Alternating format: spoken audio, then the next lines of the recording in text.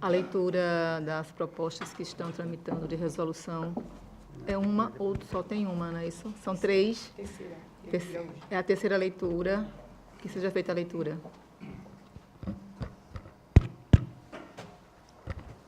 Projeto de resolução normativa inclui a análise da defesa e preservação do meio ambiente nos procedimentos de auditoria no âmbito do Tribunal de Contas do Estado de Alagoas.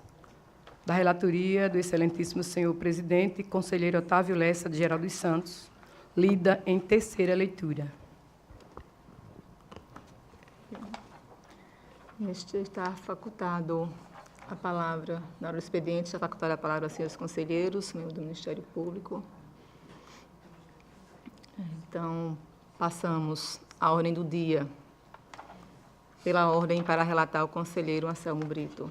Senhora presidente, senhora conselheira, senhores conselheiros, ilustre membro do Ministério Público, oficia junto à Corte de Contas. Excelência, eu trago o processo 2035 de 99.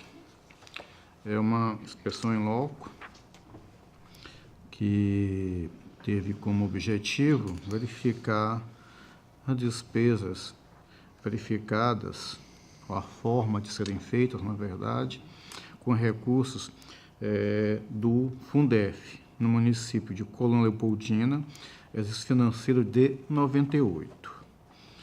Foram encontradas algumas situações, o gestor foi, à época, arguido, apresentou defesa, de sua defesa, parte foi considerada insubsistente, e eu trago o voto, excelências, sobretudo com relação a duas situações. A primeira, irregularidade nesses gastos, havendo fracionamento de despesa, aí em contrariedade aos artigos 2º, 15, parágrafo 7º, inciso 2º, artigo 23, parágrafos 1º, 2º e 24, incisos 1º e 2º, todos da Lei 8.666 de 93, que trata de gastos que foram feitos em desacordo com um instrumento legal, sobretudo porque não observou os procedimentos licitatórios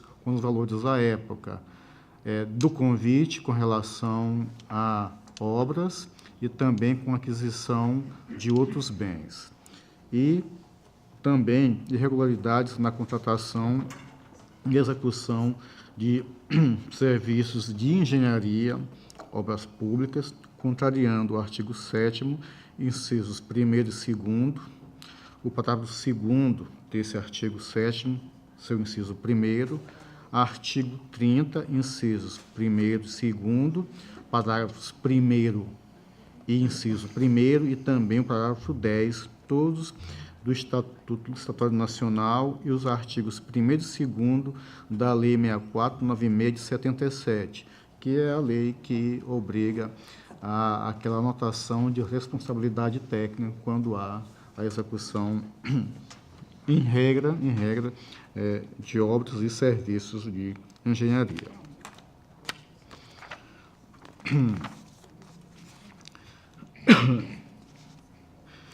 No apontamento 4, foram ao todo cerca de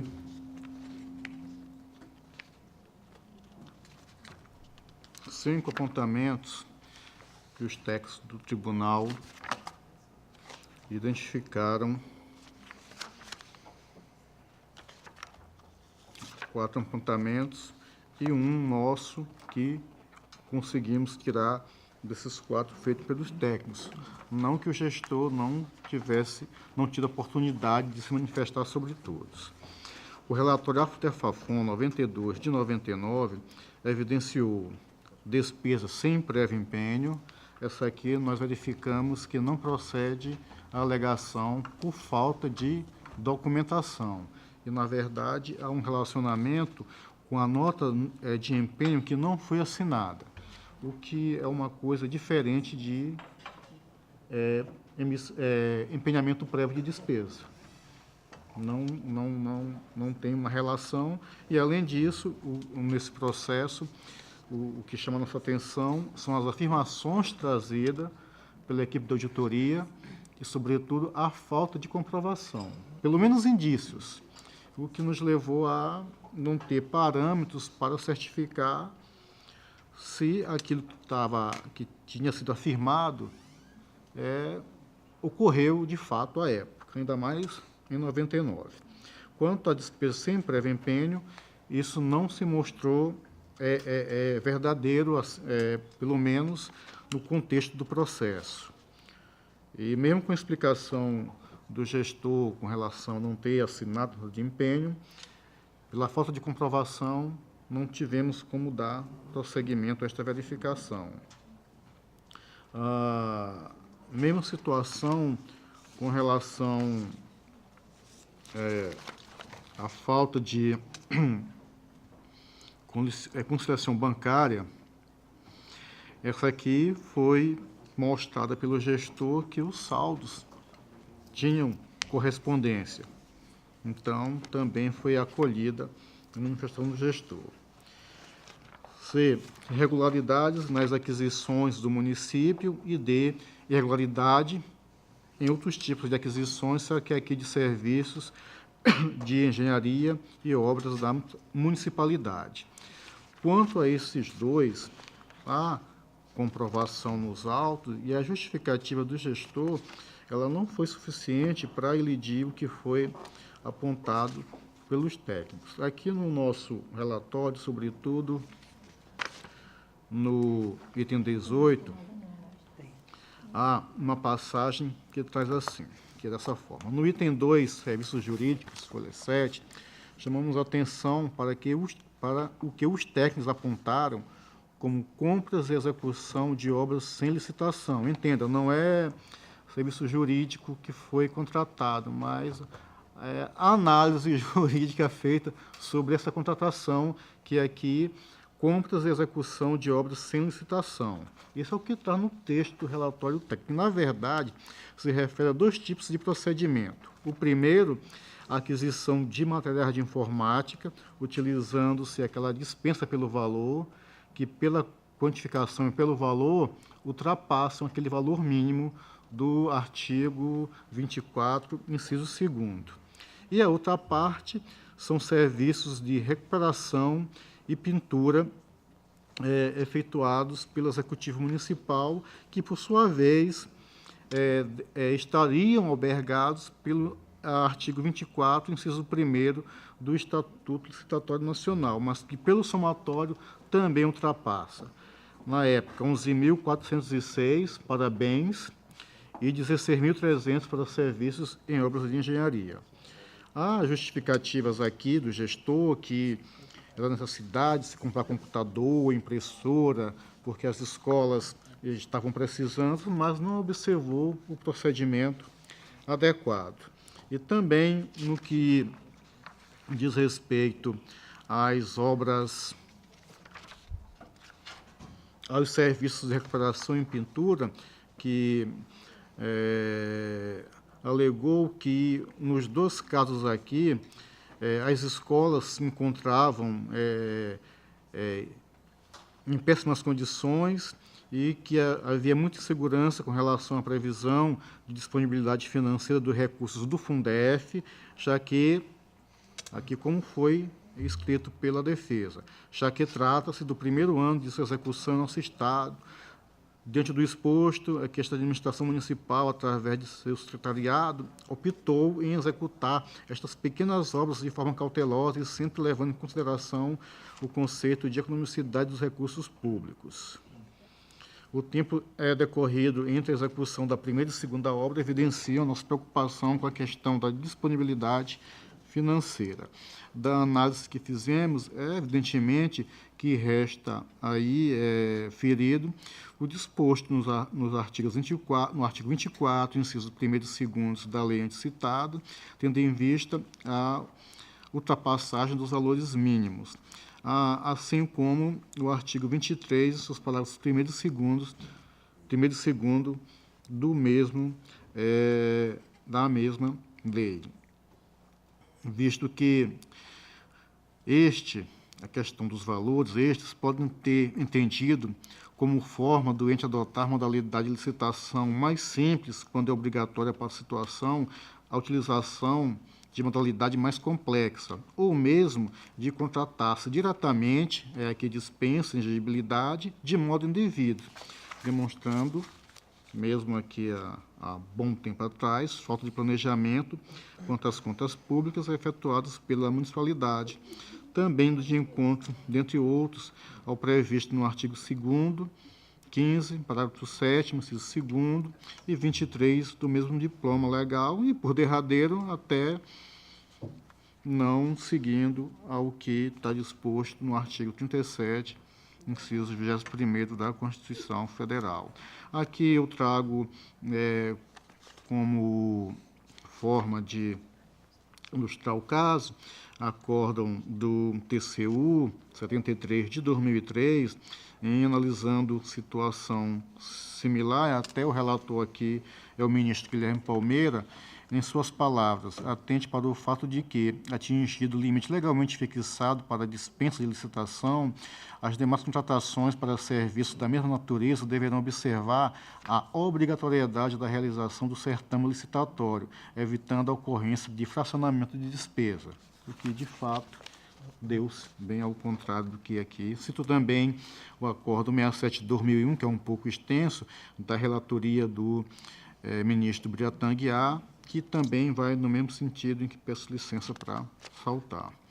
O outro apontamento em que a defesa do gestor ela não se mostrou capaz de infirmar aquilo citado pelos técnicos, exatamente das obras vistoriadas, chamamos a atenção para o relato da equipe de auditoria quanto à reforma e ampliação de escolas naquela municipalidade, na qual foram constatadas impropriedades conforme o quadro elaborado pela própria equipe técnica, tendo em vista o favorecimento da empresa Projeto e Arquitetura por meio do convite, Projeto, Arquitetura e Construção por meio do convite 24 de 98, à época no valor de R$ 30.500. E aqui os técnicos fizeram uma planilha citando a reforma e ampliação das escolas José Máximo de Souza Filho, Manuel Henrique de Luna e Jaime Lustosa. Regularidade técnica, projetos, não. Especificação técnica, não. Planilha orçamentária, sim. Cronograma físico-financeiro, não. Anotação de responsabilidade técnica, não. Regime da firma no CREA, não. A justificativa é que todas as obras teriam feitas em caráter emergencial, embora sem comprovar a situação aqui alegada.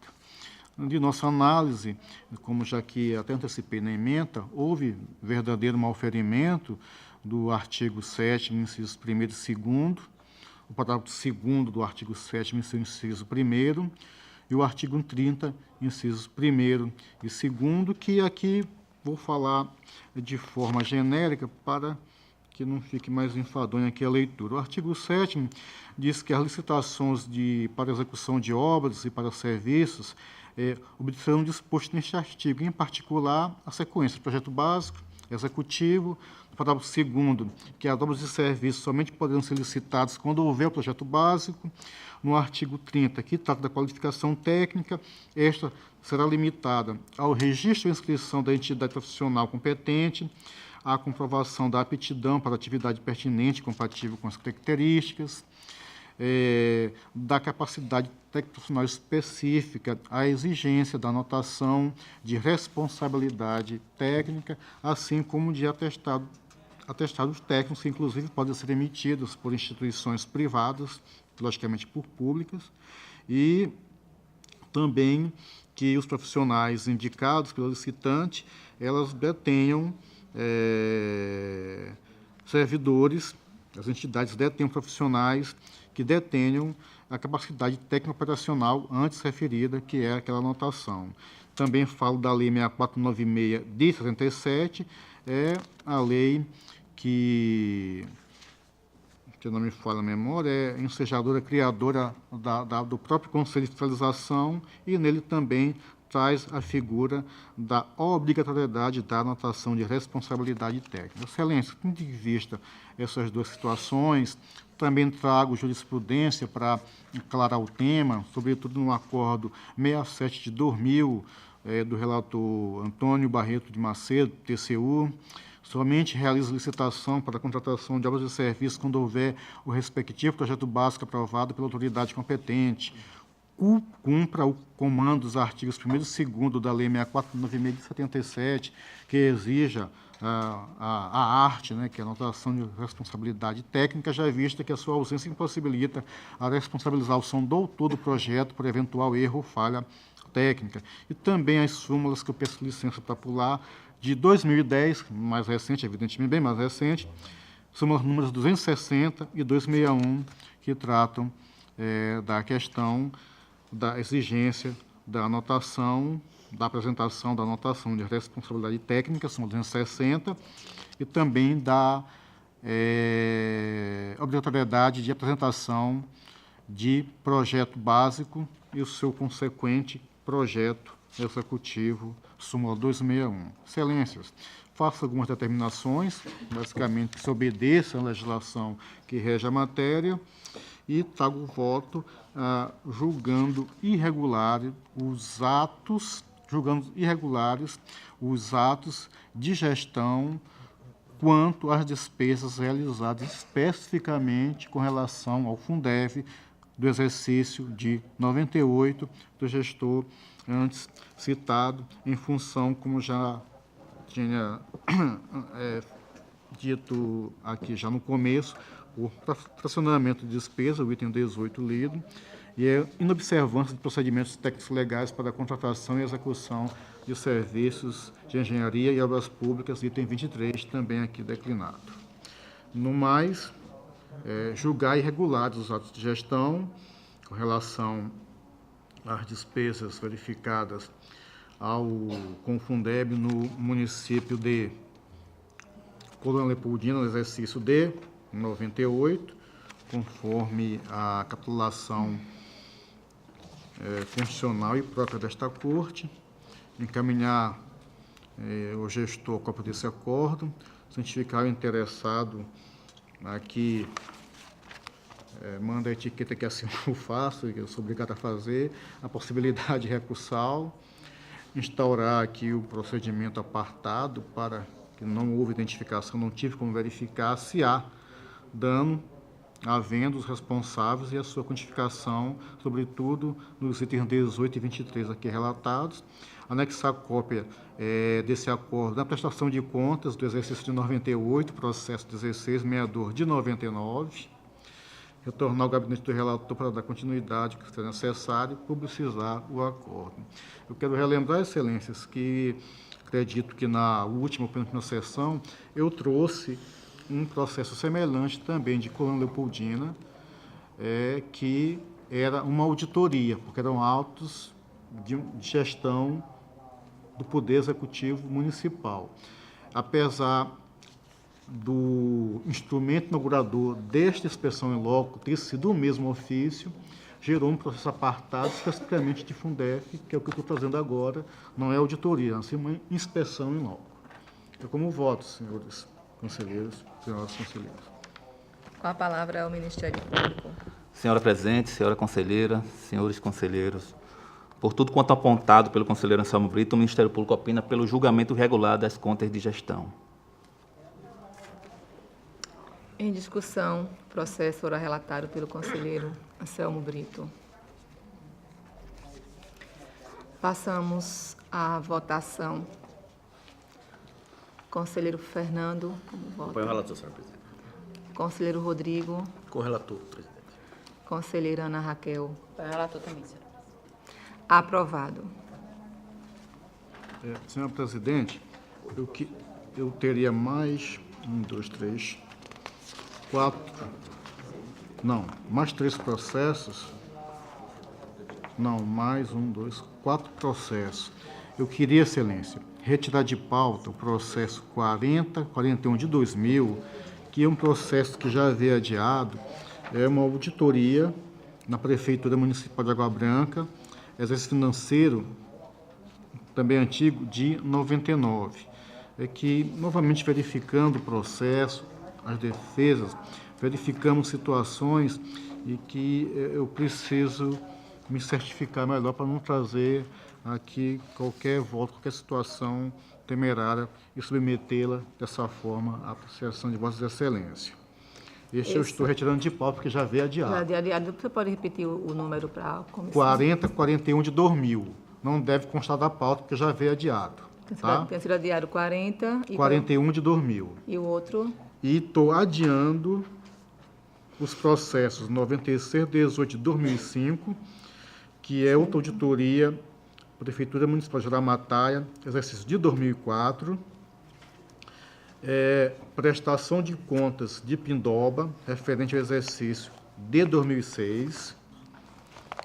Estes dois, Excelência, realmente foram questões de ajustes no texto e eu prefiro trazê-lo com maior segurança ao Pleno.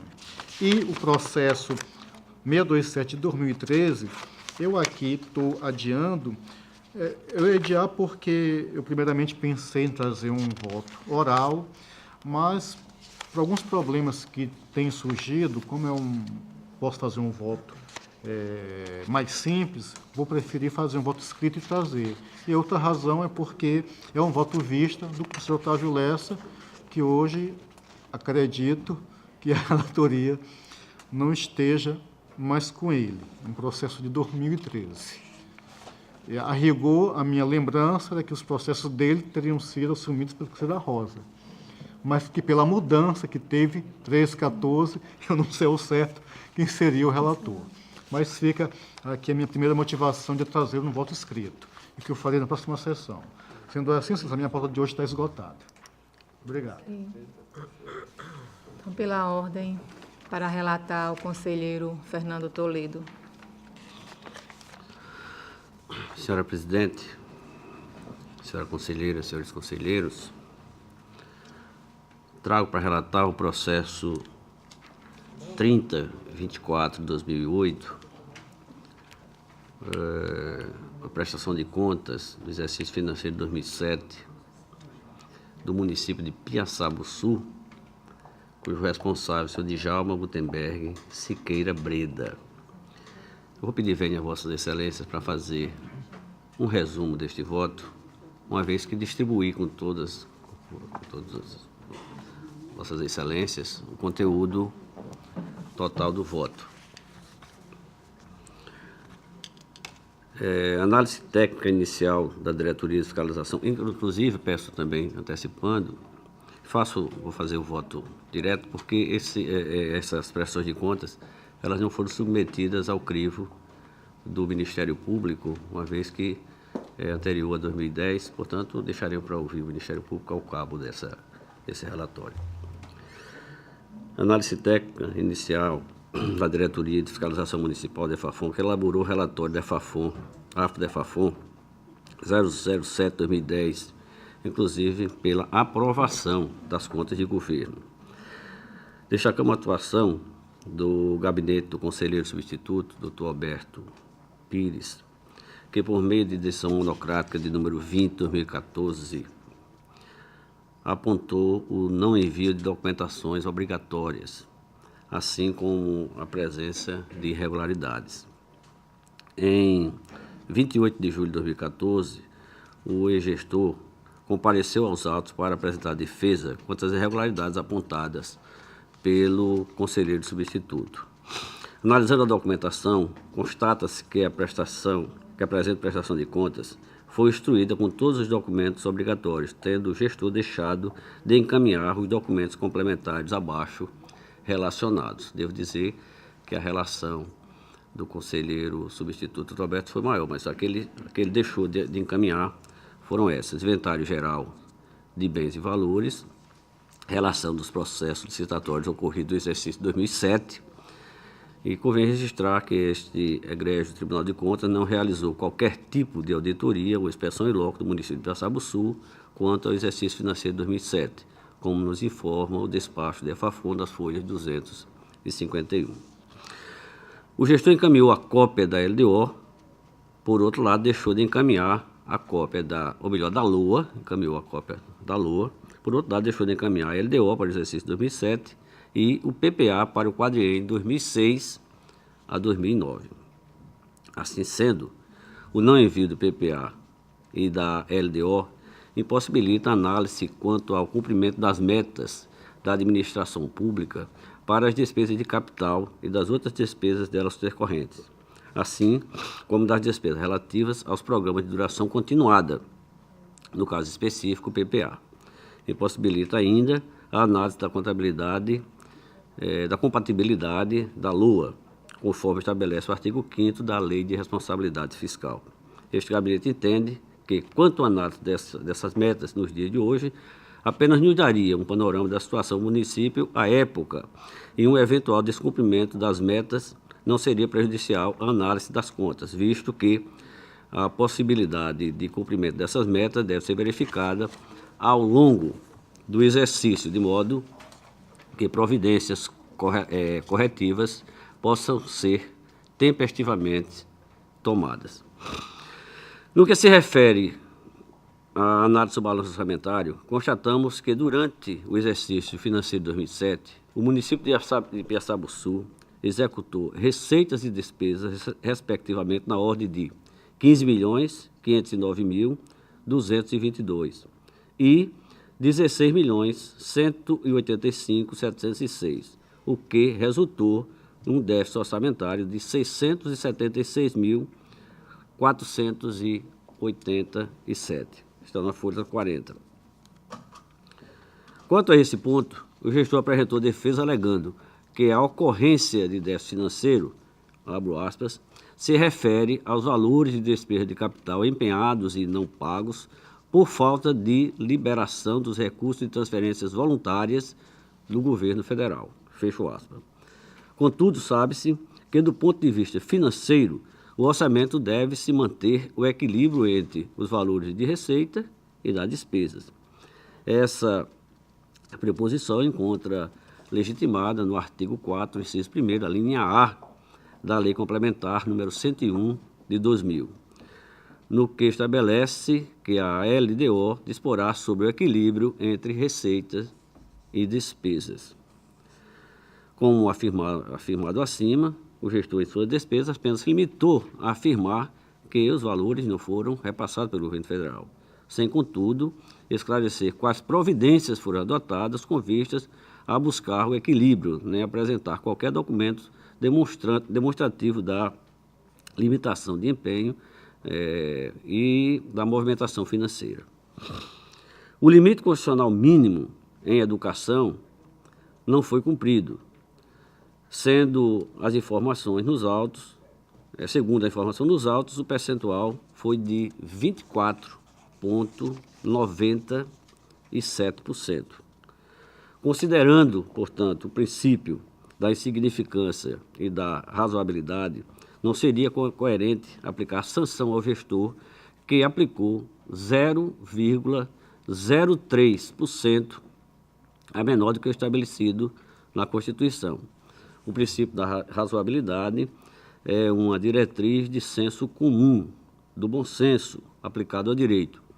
Sua existência é fundamental para o controle da discricionalidade concedida em favor dos agentes administrativos. Por diversas vezes, o legislador não define a melhor solução para o interesse público, mas outorga aos agentes a competência de fazê-lo, em vista das peculiaridades dos casos concretos que lhes são apresentados. O limite constitucional mínimo, 60%, previsto no artigo 60 da nossa Constituição, no pagamento dos profissionais do Magistério da Educação Básica em efetivo exercício, esse não foi cumprido, tendo este chegado à marca de 56,68%. O limite constitucional mínimo foi cumprido no montante de 17,81%. 1,8%, esse se referindo à saúde. Ainda no que se refere às políticas públicas de saúde, também merece destaque o fato de que uma parcela significativa dos recursos que foram assim contabilizados no valor de R$ 149.434 não saíram do Fundo Municipal de Saúde, contrariando o que se encontra preconizado no parágrafo 1º, 3º do artigo 77 da Constituição Federal e no parágrafo único do artigo 6º da Portaria 2047 de 2001. Convém, portanto, expedir recomendação ao atual prefeito para que adeque a execução orçamentária da Secretaria Municipal de Saúde aos termos do parágrafo 3º do artigo 77 e no parágrafo único do artigo 2º da Lei Complementar número 141 de 2012, a fim de que este sempre realize os gastos com saúde através do fundo próprio. O repasse de 12º à Câmara Municipal de Piaçabuçu não atendeu aos limites estabelecidos no parágrafo 2º do artigo 29A da Constituição Federal, com base na receita efetivamente arrecadada no exercício anterior e extraído do Balanço Geral 2006, relativas às suas receitas tributárias e das transferências previstas no artigo 153, parágrafo 5º, com 158 e 159 da Constituição Magna.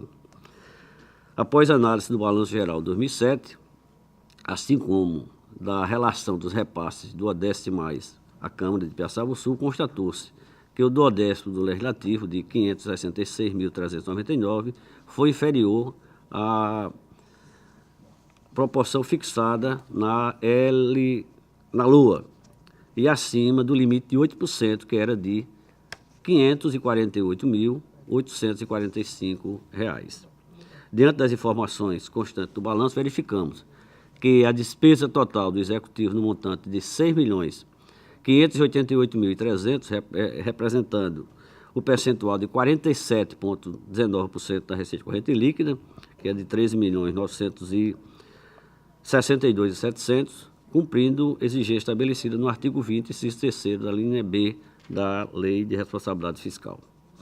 Sendo assim, senhoras e senhores, voto da análise levada a efeito nos autos do processo TC 3024/2008, que trata das contas do governo do senhor Djalma Gutenberg Siqueira Breda, gestor do município de Piaçabuçu, no exercício financeiro de 2007, remetida a essa egrégia Corte de Contas para fins de emissão de parecer prévio e considerando como fator determinante a não aplicação do mínimo em pagamento de remuneração dos profissionais do magistério, da educação básica em efetivo exercício da rede pública de 60% da receita do Fundeb.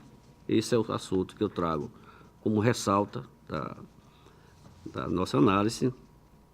Por outro lado, não menos importante, mas devido à ausência do contraditório e da ampla defesa, não pode ser considerado como fato determinante do presente voto, mas, ensejando também a reprovação das contas do governo, destacamos a extrapolação do limite máximo de 8% do repasse do duodécimo ao Legislativo Municipal. Apresento o voto para que o Pleno dessa egrégia Corte de Contas, no uso de suas atribuições constitucionais, legais e regimentais, decida: a. Emitir parecer prévio nas contas do governo do senhor Djalma Gutenberg Siqueira Breda, gestor do município de Piaçabuçu, no exercício financeiro de 2007, recomendando ao Legislativo Municipal que, do seu julgamento, que este seja pela reprovação, amparado no artigo 31, parágrafo 1º e 2º da Constituição Federal de 88, no artigo 36, parágrafo 1º da Constituição do Estado de Alagoas, de 1989, no artigo 82, parágrafo 1º da Lei 4.320/64 e ainda nos artigos 1º, inciso 1 e 4, 34 e 94, combinados com a Lei Estadual 5.604/94. E no artigo 63, ou no artigo 6º, inciso 2º, parte 1ª do regimento interno desta Corte de Contas. B, solicitar à Câmara de Vereadores que recomende ao atual gestor, senhor Djalma Gutenberg Siqueira Breda, que não cometa as irregularidades ou ilegalidades apontadas nos itens 12, 16, 18, 27, 32, 36 e 40. Solicitar à Câmara de Vereadores que remeta a essa egrégia Corte de Contas o resultado do julgamento das contas anuais do exercício 2007, conforme determina o artigo 160 do Regimento Interno desta Corte de Contas, inclusive com a remessa da ata de sessão do julgamento da Câmara e da publicidade necessária, conforme o artigo 48 da Lei Complementar número 101 de 2000. Remeter, por último, cópia deste voto, juntamente com parecer prévio ao gestor epigrafado, por meio postal, com aviso de recebimento, de forma a não haver dúvida da sua certificação, conforme disposto do artigo 25, inciso 2º da Lei 5.604 de 94, para que, caso queira, possa apresentar recursos conforme previsto no artigo 51 da Lei Estadual 5.604 de 94. Publicar a presente decisão no Diário Oficial Eletrônico do Tribunal de Contas do Estado de Alagoas, em atendimento ao disposto do artigo 3º, 4º e 5º da Lei Estadual número 7.300 de 2011. Assim como voto será presidente e remeter o processo ao gabinete desse conselheiro após o cumprimento dos dispositivos acima para outras medidas que sejam necessárias.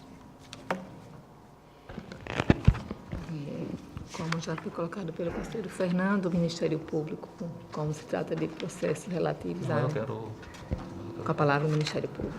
Senhora Presidente, o Ministério Público parabeniza o conselheiro Fernando Toledo pelo excelente voto. No entanto, eu faço o meu parecer oral, ele vai opinar pela rejeição por 3 fatores, por 3 razões. Por não aplicação do mínimo na educação, por não aplicação de 60% na remuneração dos professores e por 1/10 a maior repassado à Câmara Municipal. Eu queria gastar mais tempo falando da educação. A Constituição, ela garante, o ideal da educação é educação para todos, é educação gratuita para todos os brasileiros, mas existe um mínimo, o mínimo é 25%.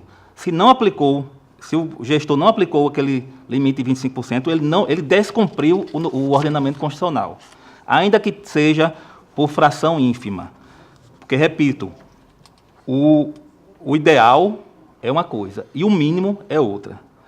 Ademais, esse juízo de razoabilidade não compete a este tribunal, compete ao julgador do referido processo, que é a Câmara de Vereadores. É lá que esse juízo de razoabilidade ou de oportunidade e conveniência vai ser exposto de maneira correta. Eu acho que o tribunal não pode, a pretexto de aplicar o princípio da razoabilidade, descumprir uma ordem constitucional, um mandamento constitucional. Portanto, senhora Presidente, com base nesses 3 fundamentos, o Ministério Público opina pela rejeição das contas. Em discussão, processo relatado pelo conselheiro Fernando Toledo. Com a palavra, o conselheiro Anselmo Brito. Excelência, eu aqui, como eu tenho um posicionamento com relação aos gastos com a saúde, senhor conselheiro, aqui a referência à portaria 24/7 de 2002, artigo 7º, mas eu quero me ater ao item 37, sobretudo na memória de cálculo. Eu queria só fazer uma pergunta para Vossa Excelência, que é pergunta de praxe. Se descontado, se retirado do cálculo o percentual das despesas com a manutenção da Secretaria de Saúde, o limite em aplicação em saúde se manteria? Manteria, com certeza. Tirado porque aqui as despesas com saúde, elas tomam a ordem de 5,90. Eu não sei se eu estou fazendo aqui um cálculo equivocado, e a total das despesas aqui girou em torno de 17,88. Se eu for tirar esses 5,90 do 17,88, não daria nem 12%. Pode ser que eu esteja fazendo assim, um cálculo equivocado.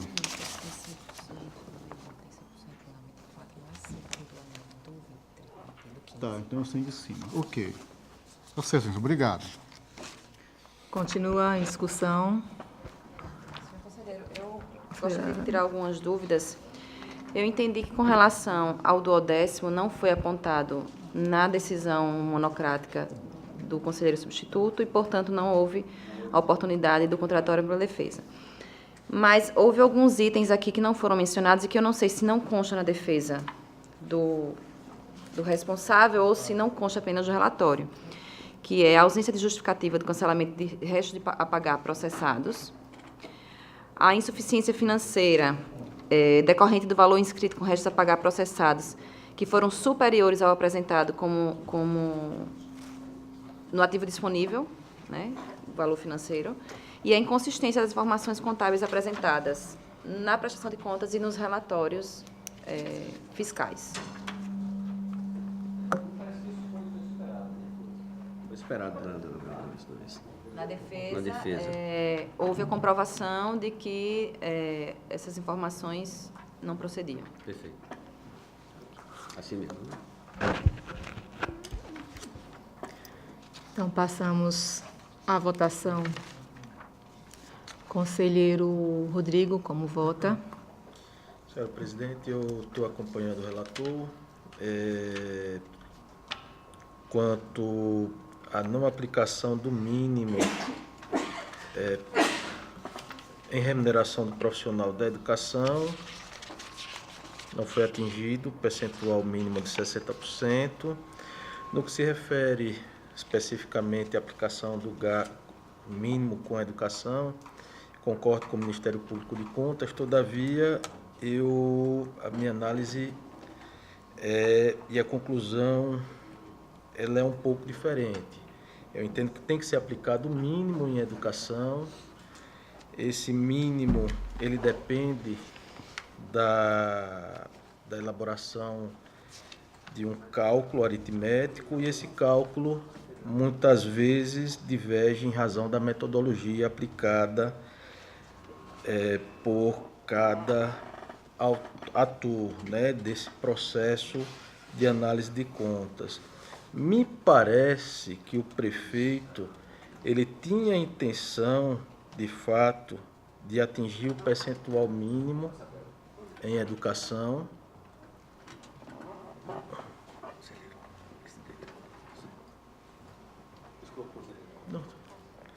Alô, pode continuar, conselheiro. Me parece que ele tinha a intenção de atingir, tanto é que do que foi aplicado, apenas ficou faltando 600 e poucos reais para aplicação, para o atingimento dos 25%. E devemos levar em consideração que se trata de uma prestação de contas de 2007.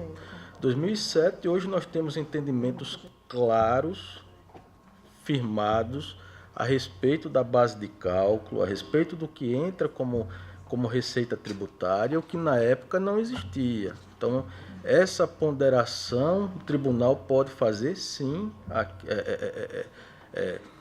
Se trata de uma apreciação e se trata de um exercício, a gente está historiando o normativo e os entendimentos que existiam na época, né, que muitas vezes se perde.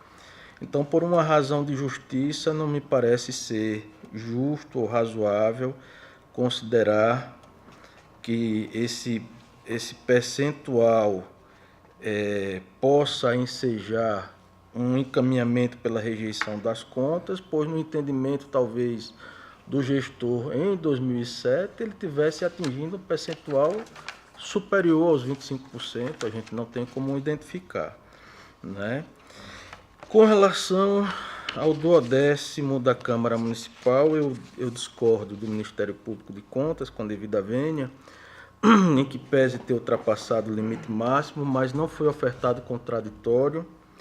E, nesse momento, me parece que prevalece o princípio da duração razoável do processo, não sendo, portanto, também razoável nós reiniciarmos, neste momento, um processo que é de 2007, para que o gestor possa exercer sua defesa, o processo seja encaminhado para a diretoria de fiscalização novamente, nem ao Ministério Público. Eu acho que de todos, o prejuízo ele já está posto, prejuízo a bens jurídicos tutelados pela Constituição Federal, e de todos os prejuízos, ponderando, me parece que deve prevalecer o da duração razoável do processo. Portanto, eu acompanho o relator opinando pela rejeição das contas, com fundamento no não atingimento do limite mínimo de 60% em despesa com profissional da educação, conforme preconiza a lei do Fundeb. É como eu estou votando, senhora presidente.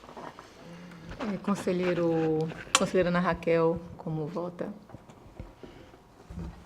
Senhora presidente, eu acompanho o parecer pela rejeição. No entanto, nos fundamentos, eu acho que deveria constar, além do descumprimento dos 60% de aplicação no magistério, o descumprimento com o limite mínimo de aplicação em educação. E ficando de fora, pelo motivo também da não concessão do contratório pela defesa, o valor passado a maior do 12º da Câmara. Conselheiro Anselmo Brito. Senhora presidente, eu também voto pela emissão de parecer prévio pela rejeição das contas de governo, com fundamento, mesmo porque há precedente na casa,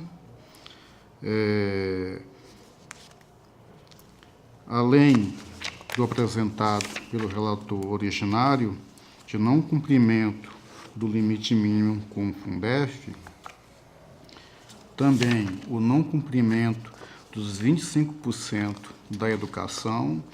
E, conselheiro Rodrigues, só fazer aqui um reparo, você não falou R$600, mas pelo cálculo que eu observo aqui, mesmo sendo 0,3 centésimos%, esse valor ele monta em 2.365. Mas de qualquer forma não muda a ideia de Vossa Excelência. E aqui eu faço um ressalto que aqui a gente não está nem desconsiderando, tirando a despesa de manutenção, que é polêmica. Já não cumpre direto, apesar de ser aquele percentual mínimo. Aí, nesse aspecto, eu concordo com a doutora Raquel, concordo também com o entendimento do Ministério Público, que é um mínimo, que a ideia que o tribunal dá é que, se é o mínimo que é exigido e o tribunal entende que o mínimo deva ser cumprido, se não for dessa forma, o tribunal pode dar a ideia que o gestor, em um ano, descumpra esse percentual, no ano seguinte, outro percentual. Somados 4 anos, ou dependendo de quanto tempo diretamente ficar os 8 anos, veja só que prejuízo. Claro, isso aqui é um mero exercício de projeção, mas se é o mínimo... Né? Subjetivismo. Mas devemos desconsiderar isso. Isso aqui é o mínimo. Eu aqui sempre falo, olha, temos compromisso marcado tal hora, se chegarmos, se temos a pessoa com febre, dependendo do médico, então tudo isso é uma aferição, aqui é aritmética, mas tem um valor objetivo a ser mensurado. Eu fiquei aqui em dúvida com relação à saúde, e nesse aspecto aqui eu vou seguir o relator, porque há repetição aqui da subfunção 10 e da subfunção 301 em duas partes. Como aqui para mim não está claro, eu estou na dúvida, para que não prejudique o gestor em relação à minha dúvida, eu não incluiria isso neste processo como reprovação. Mas acrescentaria, mesmo porque aqui não há o gestor, apesar da defesa, ele não consegue infirmar o que foi demonstrado. A ocorrência de déficit orçamentário na ordem de 677 mil.